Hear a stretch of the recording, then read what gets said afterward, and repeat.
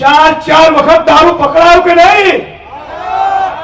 બોલો મારી આંખ સામે બેઠેલા પાટણવાસીઓ, તમારી જનતાની તમને સોગંદ છે, બોલો કે પાટણમાં દારૂ મળે છે કે નથી મળતો?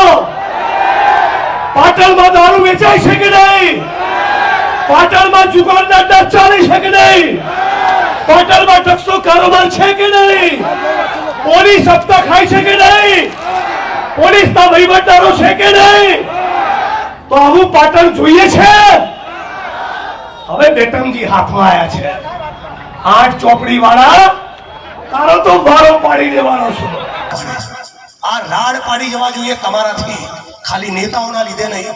તમારી પોતાની શક્તિને નહીં ઓળખો તો કોઈ નેતા તમને નહીં બચાવે. તમે જ નેતા છો, તમે જનતા જનાર્દન છો. નેતાથી મોટું કોઈ નથી.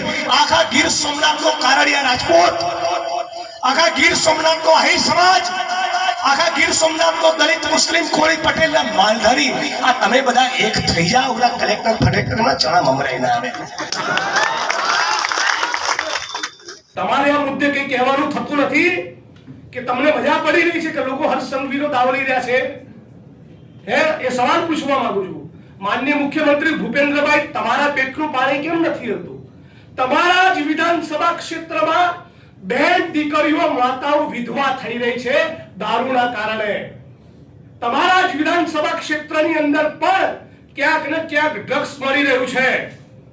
હર્ષ સંઘવીના વિધાનસભા ક્ષેત્રની અંદર પણ દારૂના અડ્ડા ચાલી રહ્યા છે.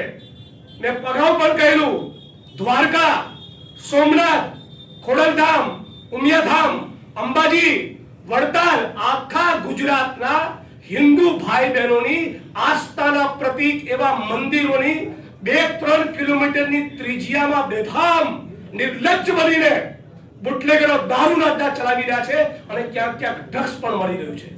શું કહેવાનું થાય છે ગુજરાતની સરકારને?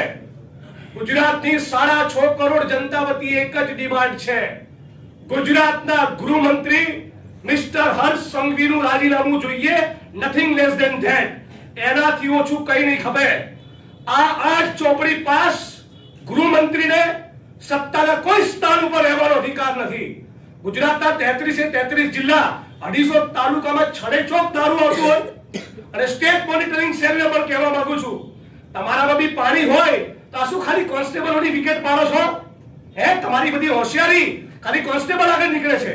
હેડ કોન્સ્ટેબલને સસ્પેન્ડ કરો છો, એક્શન લો છો તો બહુમાં બહુ પીએસઆઈ ની પીઆઈ ની સામે.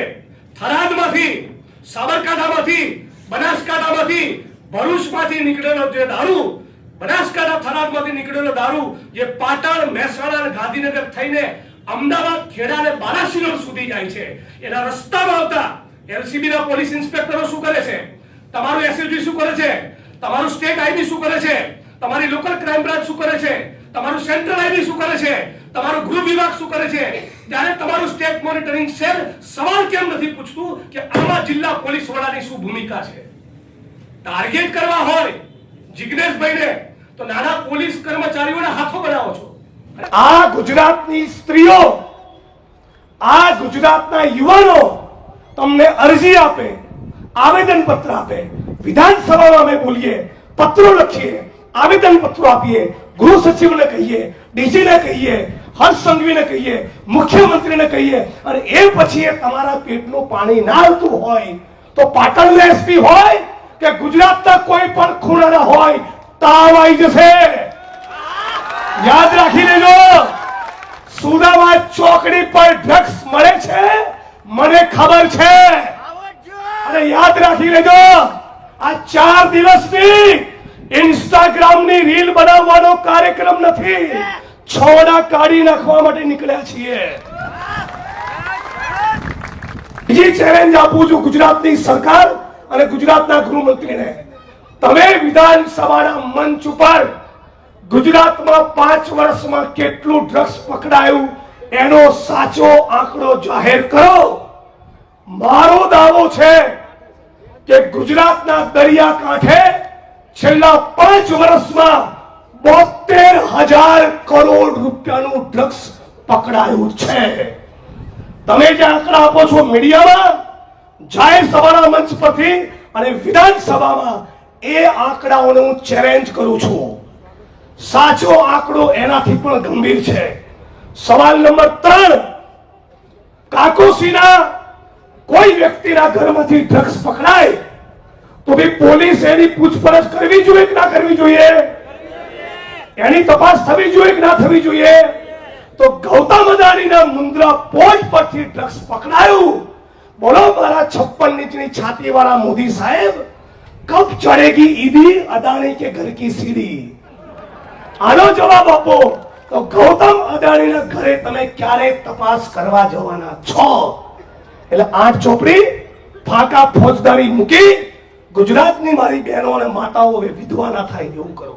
આવો બધા સાથે મળીએ અને એક નવું ગુજરાત બનાવીએ, એક ઉજળું ગુજરાત બનાવીએ. તો એ મજાકમાં કીધું, આમે અડ્ડાઓનું લિસ્ટ છે. આ લોકો ક્યાંય હારું નહીં રાખ્યું. એક મિત્રે કીધું કે જિગ્નેશભાઈ, આ તમે હર્ષ સંઘવીનું રાજીનામું માંગ્યું, ભૂલ કરી, બધું હજી ટાઈટ માંગીશ. મેં કે ના. કેમ? કે બિચારો દયા ને પાત્ર છે. 8મું ભણેલા ને જેટલું રંજાડશો કે તમે. પણ આજે આ હર્ષ સંઘવીને કાકોસીની સભામાંથી ચેલેન્જ કરી ફરી પાટણની ધરતીથી પડકારું છું. કાલ તમારામાં પાણી હોતો ગુજરાત પોલીસ ભવનના પ્રાંગણમાં કુતણખાના, જુગારના અડ્ડા, દારૂના અડ્ડા, ડ્રગ્સનો વેપાર આ ગુજરાતની ધરતી પર કોણ કરે છે? ગુજરાત પોલીસ ભવનના પ્રાંગણમાં મારી સાથે જાહેરમાં ડિબેટ કર. ચાલ આવ, જાહેરમાં ચર્ચા કરીએ. અને કાકોસીભાઈ વચન આપ્યું તો નહીં વચન આવું પૂછું, 9મા પાઠ્યપુસ્તકનો કોઈ સવાલ તને નહીં પૂછું.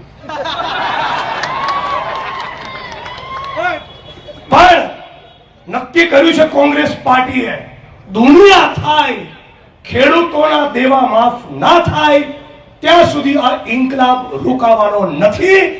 દુનિયા થાય દારૂ જુગારના મુદ્દે કોન્ક્રીટ પરિણામ ના લાવીએ, ડ્રગ્સના કાળા કારોબારનો ખાત્મો ના કરીએ ત્યાં સુધી અમે અમારો પરિશ્રમ છોડવાના નથી. અને એટલે નારો આપ્યો છે કે ગુજરાતના ખેડૂતોના દેવા માફ કરો અને ડ્રગ્સના ધંધા સાફ કરો. આ મુહિમને લઈને અમારી જન આક્રોશ રેલી નીકળી છે. મારી બહેનો અને માતાઓને ખાસ કહું અને પાટણવાસીઓ તમને કહું, આ વિડીયો વડગામ પહોંચશે, વડગામના લોકોને પણ કહું, ગુજરાતના ખૂણે ખૂણે બેઠેલા લોકોને કહું કે આ તમારું ઇન્સલ્ટ અને અપમાન છે. આપણા મોહલ્લાની બહેનો માતાઓ સતત કહેતી હોય, આપણા યુવાનોનો વડીલો સતત કહેતા હોય, અને 1-2 બદમાશ બુટલેગરો એ દારૂનો ધંધો ગામમાં બંધ ના કરે, એ આપણા માટે પણ એક શરમનો વિષય છે. અને પોલીસના મિત્રોને પણ કહું છું, જે પ્રમાણિક છે, ઈમાનદાર છે, નિષ્ઠાવાન છે, રાજ્યની રાષ્ટ્રની સેવા કરે છે, એને પણ પાટણની ધરતી પરથી સલામ કરું છું અને વંદન કરું છું. પણ જે કોઠા કબાડા કરે છે, જે લોકો દારૂ અને ડ્રગ્સમાંથી કમાય છે, એમના પટ્ટા તો ઉતરવા જોઈએ. અને એટલું જ નહીં, ધારાસભ્યો, સંસદ સભ્યો, મંત્રીઓ, આઈએસ આઈપીએસ ઓફિસર, મીડિયાના માણસો, ઉદ્યોગપતિઓ જે પણ ખોટું કરે, મારા તમારા સહિત એ બધાના પટ્ટા ઉતરવા જોઈએ. ખોટું કરવું નહીં અને કોઈના બાપથી ડરવું નહીં. મારે જો હજળબમ બોલું છું ને પાટણની બજારમાં, કહું છું ને, આખા દેશના ખૂણે ખૂણે જઈને કહું છું કે નરેન્દ્ર મોદી, તમે તો ગુજરાતની આબરૂને નીલામ કરી છે. હજી કહી દઉં, આવનારા દિવસોમાં આવશે રમતું રમતું તમારી જોડે મોદી સાહેબની એવી ફાઇલ અમેરિકા જોડે પડી છે ને કે મોં બતાવવાના લાયક નહીં રહે. આજની તારીખ ને સમયના વિડીયો રેકોર્ડ કરી રાખજો. ભારતના પ્રધાનમંત્રીની વાત કરું છું, અને આખા ગુજરાતમાં, આખા દેશમાં 25 વર્ષથી આ ફિક્સ પગાર આઉટસોર્સિંગ કોન્ટ્રાક્ટના કર્મચારીઓ. હાય, હું છું ક્રુઝિન સિંઘાનિયા. આપની આસપાસના સત્ય સમાચાર જાણવા માટે જોતા રહો દીવ મિરર ન્યૂઝ. અને હા, લાઈક અને સબસ્ક્રાઇબ કરવાનું ભૂલતા નહીં. Thank you.